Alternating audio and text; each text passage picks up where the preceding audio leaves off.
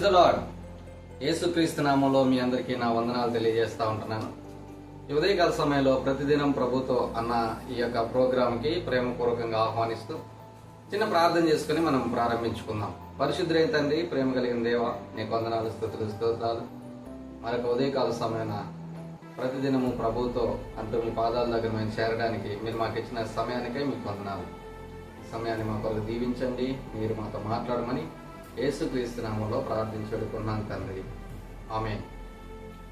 Right, మనం చాలాసార్లు దేవుని దగ్గర ప్రార్థన చేస్తూ ఉంటాం. సో మనందరం చేస్తూనే ఉన్నాం కదా. చాలాసార్లు ప్రార్థన చేస్తూ ఉంటే మనం చేసిన ప్రార్థనలకు జవాబు రాకుండా ఉన్నప్పుడు, మన ప్రార్థనకు దేవుడు జవాబు ఆన్సర్ ఇవ్వకుండా ఉంటా ఉన్నప్పుడు, దేవుని చిత్తం ఏదో తెలియకుండా, దేవుని దగ్గర నుంచి ఎలాంటి సమాధానం మనకు రాకుండా, దాని తర్వాత మనం అనుకున్న కార్యాలు ఏది కూడా జరగకుండా అలాగా రోజులు గడిచిపోతా ఉన్నట్లయితే మనకేమనిపిస్తుంది? విసుగొస్తుంది, సనుగొస్తుంది, గొనుగుతాం. ఏంది దేవుడు ఇంకా ఏం ఆన్సర్ చెప్పట్లేదు, ఇంకెన్ని రోజులు నా ప్రార్థన ఆలకించట్లేదు, నా మొర ఆలకించట్లేదు, ఇంక నేను ఎలా ప్రార్థన చేయాలి, నేనేం చేస్తా ఉన్నాను. మనం చాలా నిరుత్సాహపడుతూ దేవుని విషయంలో సనగడము, గొనగడము మనం ప్రారంభిస్తూ ఉంటాం. చాలా విషయాల్లో మనకు క్లారిటీ ఉండదు.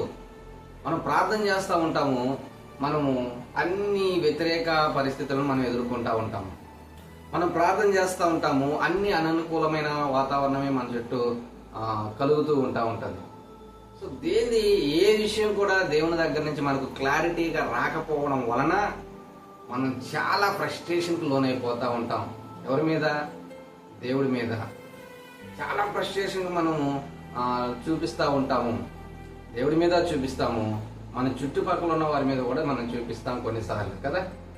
సో అలాంటి అనుభవాల్లో దాదాపు అందరూ ఉంటున్న వారుగానే ఉంటా ఉన్నారు. సో అయితే ఈ యొక్క ఉదయకాల సమయంలో నువ్వు నేను ఆలోచన చేయవలసిన అంశం ఏంటంటే, దేవుడు మన ప్రార్థన ఆలకించకుండా ఉంటాడా? ఆయన ఆలకిస్తాడు. ఆయన ఆలకించడానికి సిద్ధంగా ఉంటున్న దేవుడు. యెషయా గ్రంథము 59వ అధ్యాయము మొదటి వచనాన్ని మనం చూసినట్లయితే అక్కడ దేవుడు తన యొక్క చిత్తాన్ని మనకు తెలియజేస్తుంటున్నవాడుగా ఉంటా ఉన్నాడు. ఏంటంటే, రక్షింపనేరక ఉండినట్లు యెహోవా హస్తము కురచ కాలేదు, విననేరక ఉండినట్లు ఆయన చెవులు మందము కాలేదు. చూడండి, దేవుడు మనల్ని రక్షించడానికి ఆయన సిద్ధంగా ఉంటా ఉన్నాడు. రక్షింపనేరక ఉండినట్లు ఆయన చేతులేమి కురచ కాలేదు, ఆయన చేతులు చాపే ఉన్నాడు నిన్ను రక్షించడానికి. విననేరక ఉండినట్లు ఆయన చెవులు మందంగా లేదు, ఆయన వినడానికి సిద్ధంగానే ఉన్నాడు. తన చెవుల్ని ఆయన ఏమీ మందగించుకోలేదు. కానీ పొరపాటు ఎక్కడ జరుగుతూ ఉంది? మన ప్రార్థనలకు జవాబు రాకుండా. ఎక్కడ జరుగుతూ ఉంది? మన ప్రార్థనలకు ఆన్సర్ రాకుండా పెండింగ్లో ఉండిపోతూ అని మనం చూస్తే అదే వచనంలో, తర్వాత 2వ వచనంలో ఈ మాటలు చూస్తూ ఉన్నాం. మీ దోషములు మీకును మీ దేవునికిని అడ్డముగా వచ్చెను. 2వ వచనం, మీ పాపములు ఆయన ముఖమును మీకు మరుగుపరచెను కనుక ఆయన ఆలకింపకున్నాడు. చాలా క్లియర్ కట్ గా దేవుడు చెప్తా ఉంటాడు. ప్రవక్త అయిన యెషయా ద్వారా చాలా క్లారిటీ ఇస్తా ఉంటా ఉన్నాడు. అయ్యా, మీ ప్రార్థనలకు జవాబు రాకపోవడానికి నేను వినకపోవడం కాదు, నా చెవులేం మందగించలేదు, నేను వింటాను. మీకు సహాయం చేయడానికి నా చేతులేం కురచకాలేదు, మిమ్మల్ని రక్షించడానికి, మీకు సహాయం చేయడానికి నేను ఆల్వేస్ రెడీ. అయితే ప్రాబ్లం ఎక్కడుంది? సమస్య ఎక్కడుందంటే నీలోనే ఉంది. నీకు ఆయనకు మధ్యలో, దేవునికి నీకు మధ్యలో నీ పాపములు, నీ దోషములు అడ్డుగోడగా నిలబడిపోయి ఉన్నాయి. తద్వారా నీ ప్రార్థన ఆయన చెవులకు చేరలేకపోతా ఉంటా ఉంది. నువ్వు ఎంత అరిసి గీ పెట్టుకుంటున్నా కూడా దేవుని సముఖంలోకి నీ ప్రార్థన వెళ్ళట్లేదు. నువ్వు గుండెలు బాదుకొని ఏడ్చి రోధించి ప్రార్థన చేసినా గానీ నీ ప్రార్థన ఆయన చెవు దాకా చేరకుండా ఉండడానికి గల కారణం ఏంటంటే ఆయన వినకపోవడం కాదు, నీకు ఆయనకు మధ్యలో నీ బోలెడన్ని పాపాలు అడ్డున్నాయి. నీ పాపములన్నీ కూడా గోడలాగా పేర్చబడి ఆయన ముఖమును నీకు మరుగు చేస్తా ఉన్నాయి. చేసే ఆర్తనాదాలన్నీ నీ చుట్టుపక్కలే తిరుగుతున్నాయి, కానీ ఆయన దగ్గరికి వెళ్ళే పరిస్థితి కనిపించట్లేదు. కాబట్టి ఈ యొక్క వాక్యం ద్వారా నీవు అర్థం చేసుకోవాల్సిన అంశం ఏంటంటే, దేవుడు నీ ప్రార్థన ఆలకించకుండా ఉండడానికి ఆయన నిన్నేం విడిచిపెట్టేయట్లేదు, ఆయన నిన్నేం అసహించుకోవట్లేదు, ఆయన నిన్నేం చేదరించుకోవట్లేదు. కానీ నువ్వు చేయాల్సిన పని ఏంటంటే ఆ పని కోసం ఆయన ఎదురు చూస్తూ ఉంటారు. ఆయనకి నీకు మధ్యలో ఉంటున్న అడ్డుగోడను బద్దలు కొట్టాల్సిన బాధ్యత నీదే. ఎప్పుడైతే ఆ అడ్డుగోడను పడగొడతావో ఆయన నీకు సమీపస్తుడైపోతాడు. నీ ప్రార్థన ఆయన చెవులకు చేరిపోతా ఉంటా ఉంది. ఆయన చక్కగా ఆలకించే దేవుడిగా ఉంటా ఉన్నాడు. అయితే బద్దలు కొట్టాలి నీకు ఆయనకి మధ్యలో ఉంటున్న నీ పాపపు గోడను. ఏదైతే నీ ముఖమును ఆయనకు మరుగుపరుస్తా ఉంటా ఉందో వాటిని నువ్వు అడ్డంగా బద్దలు కొట్టవలసిన పరిస్థితి ఉంటా ఉంది. ఆయన అంటా ఉన్నాడు, మీ పాపములు ఆయన ముఖమును మీకు మరుగుపరుస్తున్నాయి. ఆలోచన చేయి.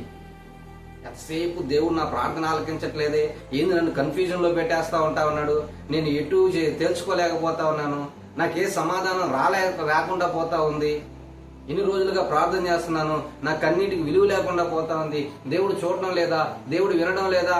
నో, వీటన్నిటిని పక్కన పెట్టు. దేవునికి నీకు మధ్యలో ఉంటున్న ఆ పాపం ఏందో, ఆయన ముఖమును నీకు మరుగుపరుస్తూ ఉంటున్న నీ పాపం ఏందో దాన్ని గ్రహించి మొట్టమొదటిగా దాన్ని బ్రేక్ చేయి. ప్రభువా, అవునాయనా, నేను ఈ పాపం కలిగి ఉంటా ఉన్నా, ముందు ఈ పాపాన్ని క్షమించే, నాలో ఉన్న ఈ పాపపు హృదయాన్ని తీసివేసి ప్రభువా, నాకు మంచి హృదయాన్ని దయచేయనైనా, నా హృదయంలో ఉంటున్న ప్రతి పాపాన్ని తీసివేసి కలంకాన్ని తొలగించు అయ్యా, నాలో ఉంటున్న ముడతలు, మచ్చ, డాగు ఇదంతటిని తీసివేసి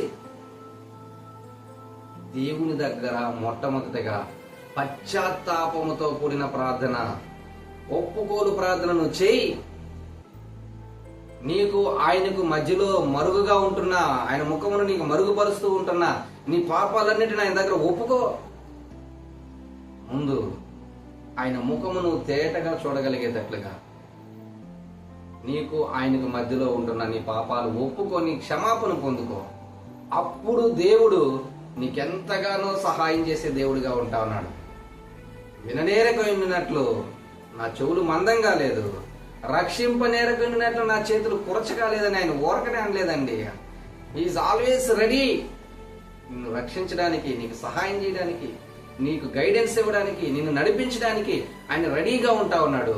అయితే నీకు ఆయనకు మధ్యలో ఉంటున్న నీ పాపముల విషయమై, నీ దోషముల విషయమై పశ్చాత్తాపంతో ఆయన దగ్గర ప్రార్థన చేసి వాటిని నువ్వు నిర్మూలన చేసుకోవాల్సిన దానవుగా, నిర్మూలన చేసుకోవాల్సిన వాడుగా ఉంటా ఉన్నావు. అప్పుడు దేవుడు నీ ప్రార్థనకు జవాబిచ్చి నీకు ఒక క్లారిటీని ఇచ్చి, నీకు ఒక సమాధానాన్ని ఇచ్చి నిన్ను సంతోషపరచగలడు. ఆయన నిన్ను ఆనందింపజేయగలడు, నిన్ను దీవించగలడు, నిన్ను ఆశీర్వదించగలడు. నువ్వేదైతే అనుకుంటున్నావో దానికి జవాబు నువ్వు పొందుకోగలవు, ఆయన ఇవ్వగలడు. కాబట్టి మొట్టమొదటిగా దేవుని మీద సనగకుండా, గొనగకుండా, అబ్బా ఎన్ని రోజుల నుంచి ప్రార్థన చేయాలి అని అనుకోకుండా, ఇదిగో ఇప్పటి వరకు కూడా నా ప్రార్థనకు జవాబు రాలేదు అంటే ఆయనకు నాకు మధ్యలో నా పాపం ఎక్కడో పేరుకుపోయి ఉంది, ఆయన ముఖమును నాకు మరుగు చేస్తున్న పాపాలు ఏవో ఉన్నాయి, ఆయన చెవులు దాకా నా ప్రార్థన పోనివ్వకుండా అడ్డగిస్తుంటున్న నా పాపాలు ఏవో ఉన్నాయి, వాటిని నేను తుడిచివేసుకోవాలి, దేవుడి దగ్గర ఒప్పుకొని క్షమాపణ పొందుకోవాలని ఒక నిర్ధారణకు నువ్వు వచ్చి ఆయన ఎదుట నీ పాపములన్నిటిని ఒప్పుకొని విడిచిపెట్టి క్షమాపణ పొందుకొని దాని తరువాత దేవుడు నేను ఏం అడగాలనుకుంటున్నావు దాన్ని అడుగు. ఆయన నీ అవసరతను తీర్చే దేవుడిగా ఉంటా ఉన్నాడు. ఆయన నీ కోరికలన్నీ ఒకవేళ తీర్చడానికి ఇష్టపడాడు, కానీ నీ అవసరత ఏంటో దాన్ని తీర్చడానికి ఆయన రెడీగా ఉంటున్న దేవుడిగా ఉంటా ఉన్నాడు. కాబట్టి ప్రార్థించు. ఉదయకాల సమయంలో దేవుడు నీకు సహాయం చేస్తాడు. తలలో ఉంచుదాం, ప్రార్థన చేస్తున్నాం. పరిశుద్ధుడైన తండ్రి, ప్రేమ కలిగిన దేవ, నీకు వందనాలు.